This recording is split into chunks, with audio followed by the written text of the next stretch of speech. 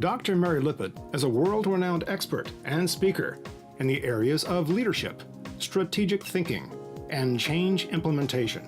Dr. Lippitt is the developer of the Leadership Spectrum Profile and an award-winning author of Brilliant or Blunder: 6 Ways Leaders Navigate Uncertainty, Opportunity, and Complexity.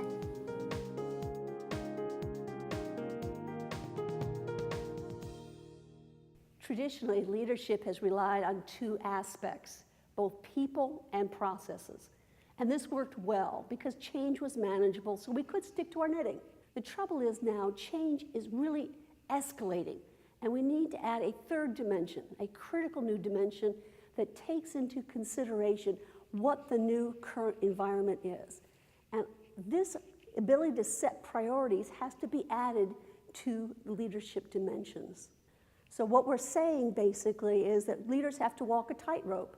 They have to walk a tightrope between being consistent and being agile.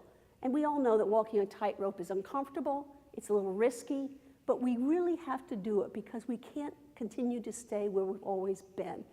Instead, what we have to do is balance the consistency of people and processes with the agility of setting current priorities. Now, can we do this? Yes, we can. Setting priorities may sound difficult, but it really is quite easy. Let me give you an experience I had when a frontline leader did an excellent job setting her priorities. I had a friend visit me from out of town. She actually had become quite ill during her trip. She needed medical attention. I took her to the hospital, and as soon as she got in the hospital, she was greeted because her distress was so evident. So instead of being told what the process was, you first have to register, then we have to get your insurance card, etc. She got medication first and assistance first and let the registration process come later. The nurse that greeted her took a look at what the situation was, weighed her alternatives, and decided to act. Now, people at all levels understand what triage means. It means that we scan the environment, we weigh what the alternatives are, and we act on what is the most important right now. When we do that, we can effectively deal with the shifting realities that we face. Now, I gave you an example of somebody at the front line who did it well. Let me mention that not even all CEOs can do it well. Recently, serial CEOs have been dismissed because they missed the shift in the breakfast trend in terms of eating patterns.